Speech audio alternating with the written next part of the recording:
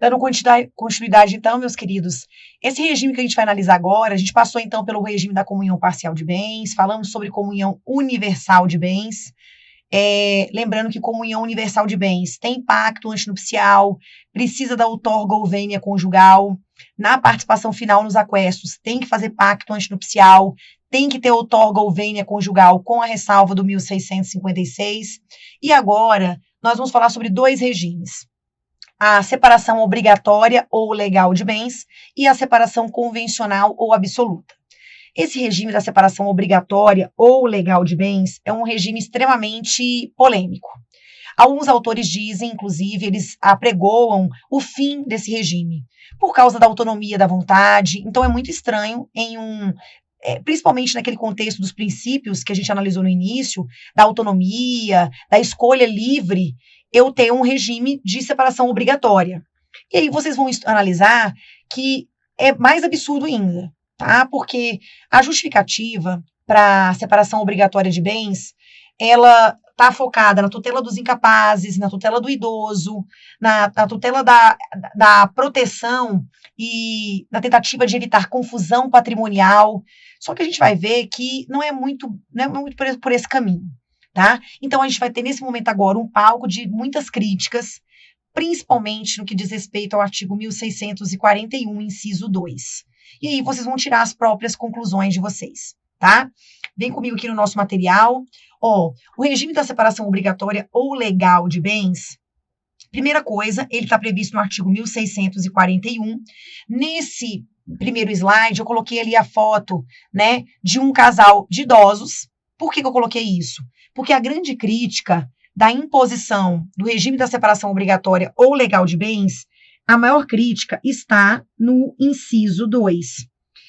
Primeiro, é obrigatório o regime da separação legal de bens no casamento das pessoas que o contraírem com inobservância das causas suspensivas da celebração do casamento. A gente viu isso, o artigo 1523. Eu falei para vocês que essa era a consequência de quem se casasse, né, com a inobservância das causas suspensivas, tá? Depois, de todos que dependerem para casar de suprimento judicial, e ninguém entende por quê, da pessoa maior de 70 anos. Essa redação, ela foi inserida no Código em 2010. Essa idade já mudou, já foi 60 anos, já foi uma idade diferente para homem e para mulher, 50 anos, 60 anos, depois unificou 60 anos. Então, o que acontece? À medida que a estimativa de vida foi aumentando, eles entendem que isso aqui seria uma tutela do idoso, de proteção. Mas, na verdade, isso aqui é uma tutela do preconceito. Porque eles dizem que isso aqui é para evitar o golpe do baú, pessoas mais velhas que se casam com pessoas muito novas. Mas, na verdade, gente, ninguém está preocupado com a pessoa, né? Esse negócio de golpe do baú é, na verdade, uma preocupação absurda dos herdeiros com a herança que eles supostamente vão receber quando aquele idoso falecer. Então, na verdade, não há uma preocupação com a pessoa, mas com o patrimônio dela. Então, e aí você está se preocupando com uma herança de pessoa viva. E aí percebam que, na verdade, isso aqui é o mais absurdo de todos, né? Vocês vão ver isso em sucessões, que eu já não posso nem fazer o que eu quero com o meu patrimônio, porque eu tenho que reservar um patrimônio para os meus herdeiros necessários, que é a legítima, o que eu já acho um absurdo. E agora as pessoas não deixam eu escolher o regime do meu casamento. E assim, gente, as pessoas com 70 anos hoje em dia, as pessoas podem ocupar cargos públicos altíssimos, as pessoas elas estão no auge da vida delas, profissional, as pessoas têm muita saúde, e elas não podem escolher o regime. Então, assim, isso também não vai impedir que elas possam fazer doações, elas possam fazer contratos, mas assim, me paira um pouco, inclusive, gente, há a proposta dos enunciados das jornadas de direito civil defendendo a inconstitucionalidade desse dispositivo. Há juízes no Brasil que não aplicam o artigo 1641, inciso 2, por entender que ele não foi recepcionado pela Constituição de 88. Que é absurdo, que não tem como, que na verdade é incompatível, né, na interpretação do direito civil constitucional. Então, é como se você dissesse que a pessoa maior de 70 anos é uma interdição parcial dela. Ela não pode decidir isso sobre a vida dela. E eu vou mais longe. Lembra que eu falei para vocês que existe o princípio da mutabilidade do regime? Eu posso mudar o regime depois. Então, vem comigo aqui na tela.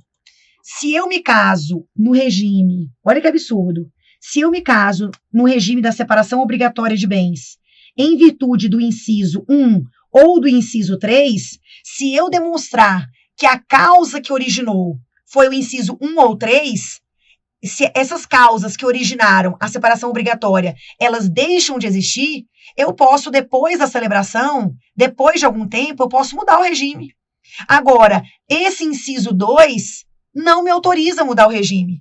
Então, assim, é totalmente preconceituoso, tá? Então, assim, gente, é claro, vocês vão encontrar opiniões em sentido contrário, mas a grande maioria, principalmente o pessoal do IBDFAN, essa visão do direito civil constitucional, ela é totalmente incompatível.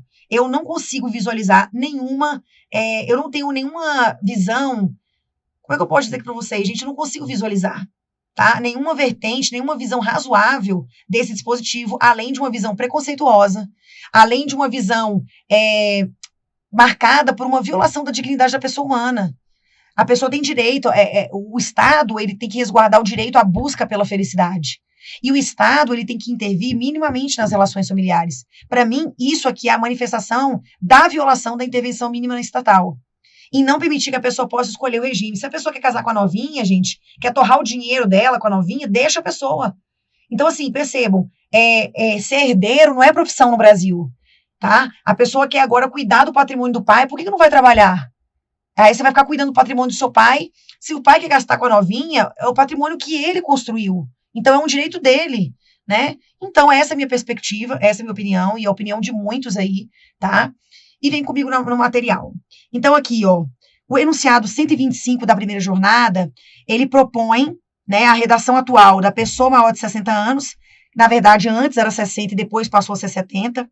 A proposta é revogar o dispositivo sobre a justificativa de que a norma que torna obrigatório o regime da separação absoluta de bens em razão da idade dos nubentes não leva em consideração a alteração da expectativa de vida com qualidade, que se tem alterado drasticamente nos últimos anos, e também mantém um preconceito contra as pessoas idosas, que somente pelo fato de ultrapassarem determinado patamar etário, passam a gozar da presunção absoluta de incapacidade para alguns atos, como contrair matrimônio pelo regime de bens, que melhor consultar aí os seus interesses, certo?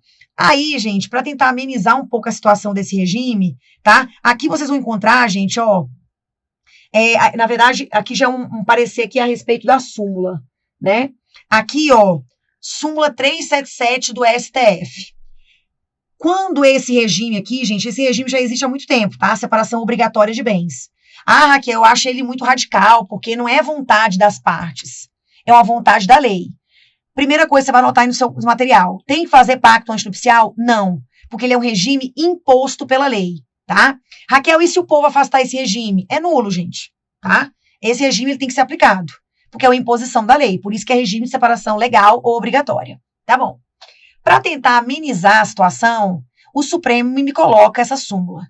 Essa súmula que a gente vai colocar aqui agora, ela só se aplica, ela ainda se aplica. A primeira pergunta, ela ainda se aplica? Se aplica. Mas ela só se aplica para esse regime da separação obrigatória ou legal de bens. Então, vem aqui. Raquel, o que diz a súmula? A súmula diz assim: no regime de separação legal de bens, comunicam-se os adquiridos na constância do casamento.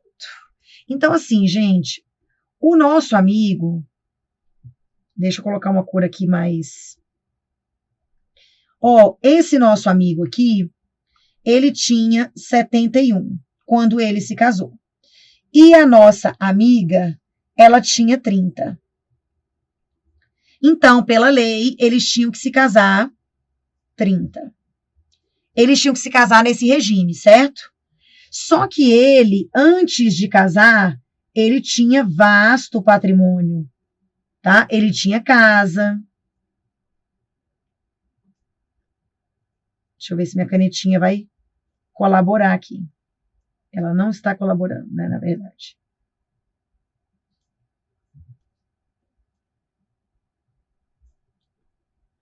Então, ele tinha todas essas casas, ele tinha apartamento, ele tinha carro, apartamento, carro, ele tinha tudo isso. Tinha investimento, cotas, E aí, durante o casamento, ele adquiriu mais apartamentos, só um apartamento,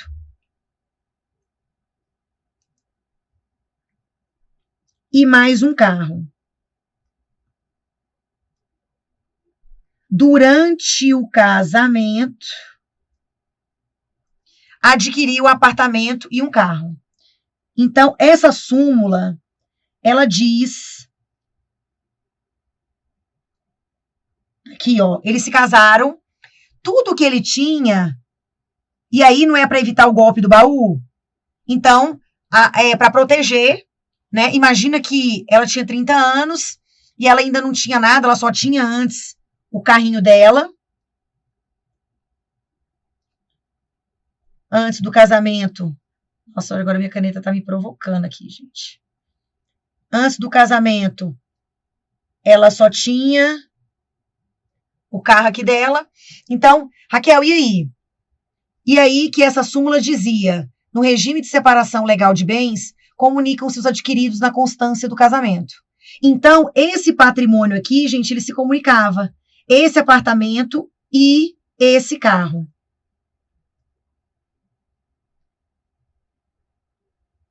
Então, eu tô falando desse aqui, ó. Raquel, essa súmula acabou transformando o regime da separação obrigatória de bens em comunhão parcial de bens. Concorda comigo? Havia um regime dizendo, ó, para evitar o golpe do baú. Então, é separação de bens. Quando essa súmula veio, ela flexibilizou tanto, ela veio, né, tão assim protetiva, que ela acabou transformando o regime da separação obrigatória no regime da comunhão parcial. Quase, né? Por quê, gente? Os bens adquiridos na constância do casamento, a gente divide, tá? Os bens adquiridos na constância do casamento comunicam-se. E aí eu vou mais longe. A orientação que predominava é que havia uma presunção de esforço comum. Não precisava provar. O esforço comum era presumido. Então, gente, em relação a esse círculo que eu coloquei aqui, ó, o apartamento e o carro era 50% para ela e 50% para ele. Então, gente, era uma comunhão parcial de bens. Então, na verdade, eu tinha destruído o regime da separação obrigatória de bens, tá? E aí, o que acontece, gente? Durante muito tempo, o STJ, muito tempo, tinham várias correntes, tá? Uma que dizia que essa súmula não se aplicava mais, uma que dizia que essa súmula se aplicava, mas tinha que provar o esforço comum, a outra que dizia que o esforço comum era presumido, e essa prevaleceu até um dia desses. Só que agora, o que prevalece? Você tem que saber o que é agora. Eu não vou ficar colocando essas correntes aqui, não, pra gente não ficar amarrado nelas. Raquel, o que eu preciso entender? A súmula, ela ainda existe. A 377. Ela ainda é aplicada? Somente para o regime da separação obrigatória de bens. Tudo bem? Somente para o regime da separação obrigatória de bens. E é preciso provar o esforço comum. Se não houver a prova do esforço comum na aquisição desses bens, não haverá essa partilha. Esse esforço comum pode ser uma contribuição direta, em dinheiro, indireta, cuidando dos filhos, cuidando da casa, cuidando do psicológico do outro para ele trabalhar, enfim, certo? Essa é a orientação que prevalece. A súmula vale só para separação obrigatória de bens e tem que haver a prova do esforço comum, ok? Então, vem comigo aqui, né? Então, ó, Raquel, isso aqui vai dividir 50% para cada um? Vai 50% para cada um, desde que haja a prova do esforço,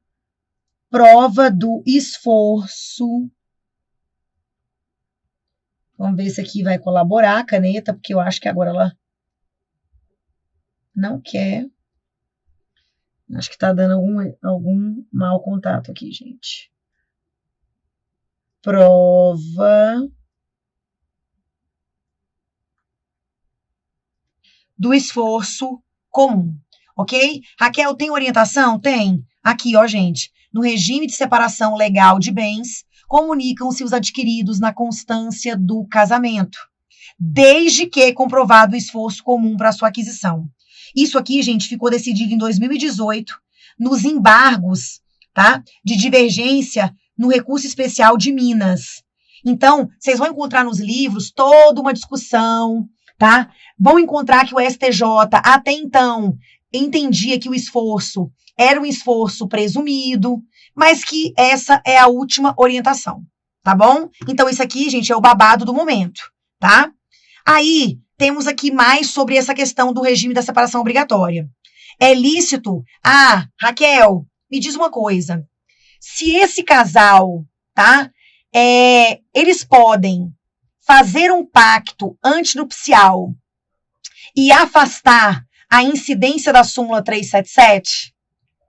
Então, assim, esse casal, imagina que um tem 70 anos, o outro tem 80, eles já têm o patrimônio deles, eles vão casar na separação obrigatória, mas eles não querem, gente, nem essa participação, tá? Eles sabem que a súmula pode recair sobre eles e eles querem afastar a súmula. É possível afastar a súmula? Porque, a primeira coisa, afastar a separação obrigatória de bens não tem como, porque eles são maiores de 70 anos. E aí é uma norma de ordem pública, não tem como afastar.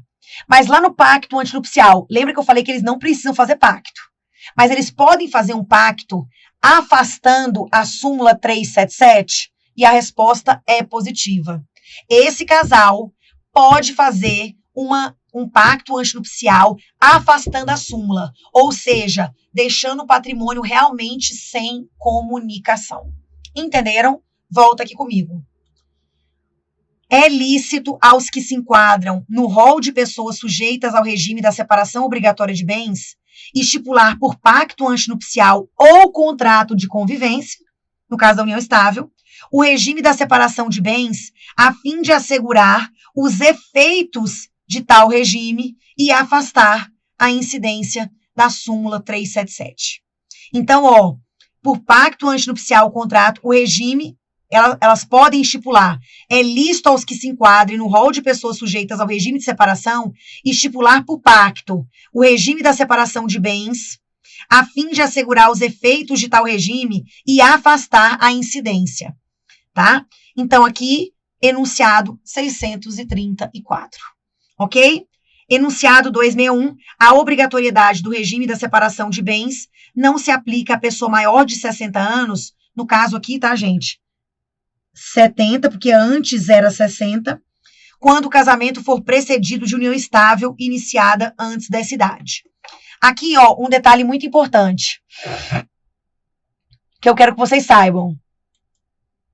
Se o casal já vivia em união estável antes, tá? Então, um tinha 60 e o outro tinha 50. Eles passaram 10 anos juntos. E aí eles resolveram casar. Então, um deles já vai ter 70. Se, quando a gente casar, um dos dois já tem 70, mas havia uma união estável antes, então eles podem casar em regime diferente da separação obrigatória. Então, eu não sou obrigada a me casar no regime da separação obrigatória se eu tenho uma união estável anterior, ok? Ótimo. O que mais? Aí é que ele fala, gente, aqui tem vários julgados, regime de separação obrigatória de bens, casamento precedido de longa união estável, iniciada antes de tal idade, né? Então, você pode ter regime diferente. Tudo aqui, gente, envolvendo questão dos septuagenários. Vai ter alguns aqui que vão falar de maiores de 60, porque a gente tinha uma, né, antes de 2010, tá?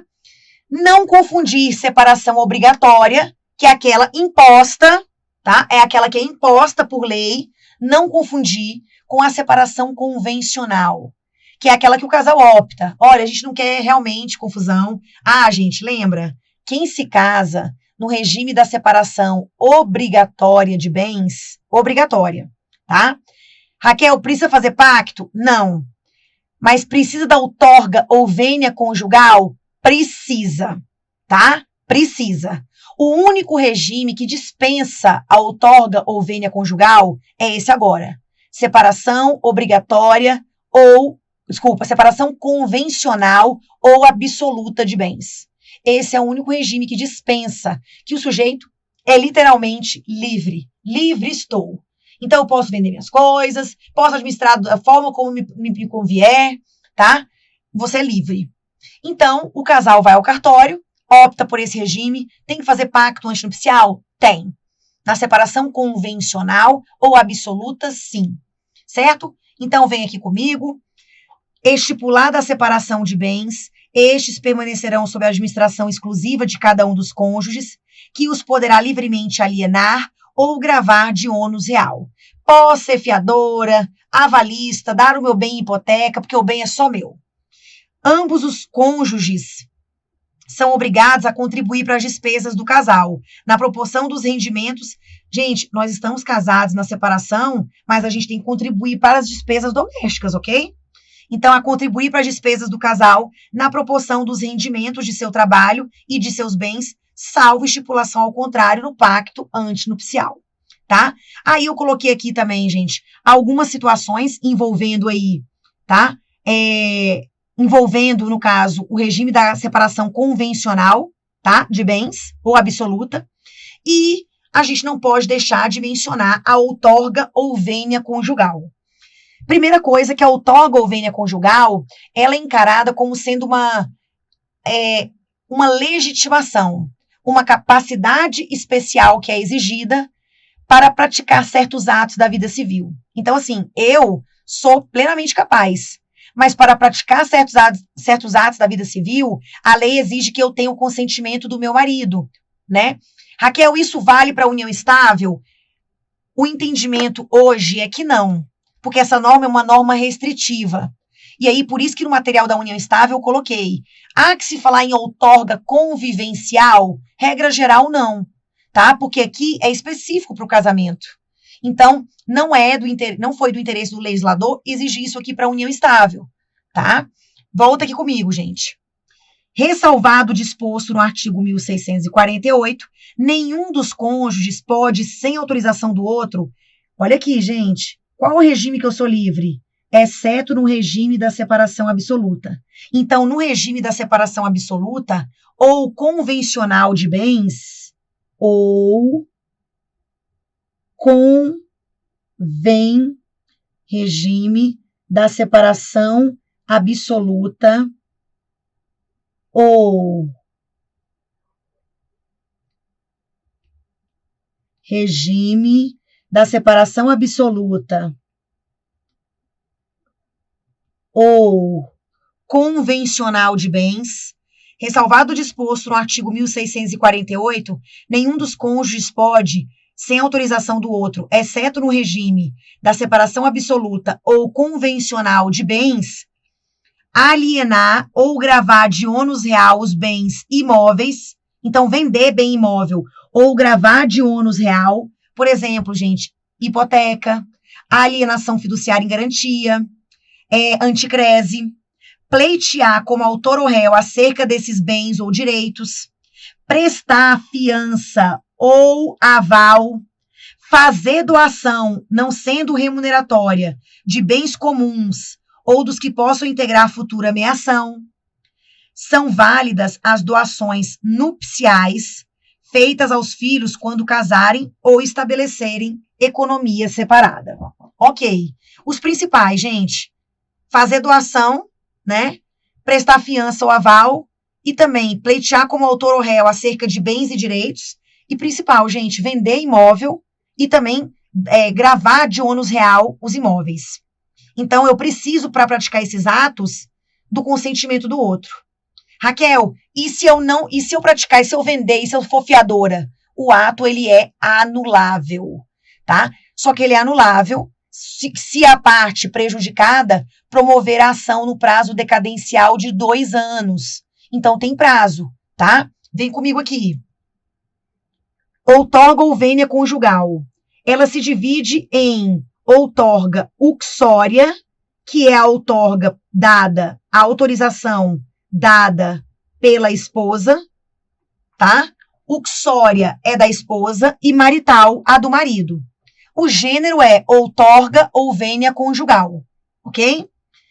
Gente, cabe ao juiz, nos casos do artigo antecedente, suprir a outorga quando um dos cônjuges a denegue sem motivo justo ou lhe seja impossível conceder. Então, quando o cônjuge está em estado de coma, né, ele não consegue, ele está incapacitado, ele não pode dar essa outorga, ou sem justo motivo queira dar, então eu posso pedir o suprimento desse consentimento para o juiz, tá? A falta de autorização não suprida pelo juiz, quando ela for necessária, tornará anulável o ato. Não é nulo, é anulável.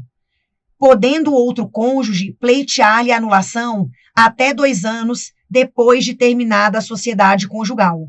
Tá? Então, a gente tem um prazo decadencial, 2 anos a contar do término da sociedade conjugal. Certo? A aprovação torna válido o ato, desde que feita por instrumento público ou particular autenticado. Então, é possível, gente, o cônjuge validar o ato posteriormente? Então, a aprovação posterior, ela valida o ato, né? Isso tudo aqui em respeito, gente, à conservação dos negócios jurídicos, tá? E aqui também, é claro, princípio da boa-fé objetiva e a vedação do venire contra factum próprio. Há alguns casos na jurisprudência em que um dos cônjuges pratica o ato sem o outro acaba ratificando por condutas, tá? Não ratifica expressamente, mas são condutas em que ele manifesta que ele aceitou e depois ele entra com a ação para invalidar. Gente, onde fica a boa-fé objetiva? Tá? Então, aqui também há de ser respeitada a boa-fé objetiva, tá? E a vedação da prática de condutas contraditórias, tá? A decretação da invalidade dos atos praticados sem outorga, sem consentimento ou sem suprimento, só pode ser demandada pelo próprio cônjuge a quem caiba concedê-la ou por seus herdeiros, se esse cônjuge que deveria ter dado consentimento faleceu. Sabe que interessante, gente? Tem casos na jurisprudência, imagina que eu sou casada. Eu fui fiadora sem ter pegado o consentimento do meu marido. E eu quero alegar a anulabilidade. Olha que loucura, eu mesma querendo aproveitar da minha própria torpeza. O STJ entende que eu não posso invocar essa nulidade. Já que foi eu quem pode invocar a anulabilidade é o meu cônjuge, não eu, que sendo casada, não obtive o consentimento. Então, eu mesma não posso aproveitar da minha própria torpeza. Então, vem e anotem isso, ó. A decretação de invalidade dos atos praticados sem outorga, sem consentimento ou sem suprimento, só pode ser demandada pelo próprio cônjuge a quem caiba concedê-la ou por seus herdeiros, ok? Então, o ato é anulável e o prazo decadencial é de 2 anos a contar do término da sociedade conjugal. Aí eu coloquei aqui para vocês, gente, a questão do aval, porque, na verdade, gente, aqui está falando que é anulável, mas o caso do aval, que segue a linha dos títulos de crédito, não tem como você invalidar o aval. Se um dos cônjuges presta o aval, é avalista sem o outro, você não tem como invalidar. Você tem como tornar o aval ineficaz perante o cônjuge que não participou. É só essa a diferença, tá? Na jurisprudência. Isso aqui é bom para a prova também que envolve direito empresarial, né? Deus me livre, né, gente? Eu e o direito empresarial, meu Deus. Então, aqui, ó, temos aqui alguns julgados e eu coloquei aqui, ó, o aval não pode ser anulado por falta de vênia conjugal, de modo que o inciso 3 do artigo 1647 apenas caracteriza o aval, ele não pode ser invocado a inoponibilidade do título contra o cônjuge que não assentiu. E, gente, presta atenção que eu falei disso aqui lá atrás.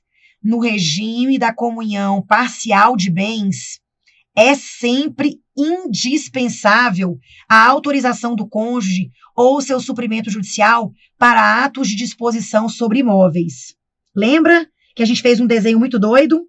E eu falei, na comunhão parcial de bens, eu nem quero saber se o bem foi antes do casamento, se o bem era particular. Na comunhão parcial de bens, presta atenção. Na comunhão parcial de bens, eu preciso da outorga ou vênia conjugal? Sim. Qual é o único regime que eu não preciso? Separação absoluta ou convencional de bens. Ou, na participação final nos aquestos, se a gente colocar observação lá no pacto, dizendo que eu libero o outro de vender os imóveis particulares dele, e ele libera eu de vender os meus. Gente, tem que fazer uma revisão dessa aula. São muitos detalhes em pouco tempo. E eu tenho que conseguir vencer isso tudo. Só que vocês vão ter tempo de ver o material e tentar digerir e buscar a doutrina para tentar o quê, gente? Para tentar assentar todo esse conteúdo. Certo? Volta aqui comigo. Então, olha aqui no final, coloquei o esquema da vez. Comunhão parcial de bens, comunhão universal, participação final nos aquestos, separação obrigatória ou legal de bens e a separação convencional ou absoluta. Comunhão parcial é o regime legal de bens do casamento e da união estável. Dispensa o pacto, mas exige outorga ou vênia conjugal. Comunhão universal de bens, quase tudo nosso. Há bens que são excluídos. Exige pacto antinupcial por escritura pública. Exige outorga ou vênia conjugal. Participação final nos aquestos. Durante o casamento, vive-se uma verdadeira separação de bens. No momento da partilha, verdadeira comunhão parcial de bens, com necessidade de prova do esforço comum. Exige pacto antinupcial por escritura pública. Exige outorga ou vênia conjugal do artigo 1647, mas pode ser dispensada em relação à disposição de bens imóveis particulares, desde que prevista a dispensa no pacto antinupcial. Separação obrigatória ou legal. Quando causa suspensiva, presente, 1523, maior de 70 anos, autorização judicial para casar. Dispensa o pacto antinupcial, exige outorga ou vênia conjugal e incidência da súmula 377, exigindo-se a prova do esforço comum. Separação convencional ou absoluta de bens. Cada um no seu quadrado. Exige pacto antinupcial e dispensa outorga ou vênia conjugal. Gente, esse esqueminha aqui, depois que você termina o estudo, todos os regimes, faz aquela boa revisão, esse esqueminho tá top 5. Certinho? Prometam que vão estudar tudo devagarzinho, vão ler uma boa doutrina, pode ser até um texto jurídico da internet, gente, desse site Migalhas. Tem textos bons do Flávio Tartucci, do Pablo Stolze também. Pode dar uma olhadinha nos vídeos deles também da internet, do Pablo, né? O Pablo tem vários vídeos no canal dele, do Flávio Tartucci, tá? Tem textos do Carlos Elias também, professor Carlos Elias. Tentem dar, né? As obras também que vocês têm acesso da biblioteca virtual.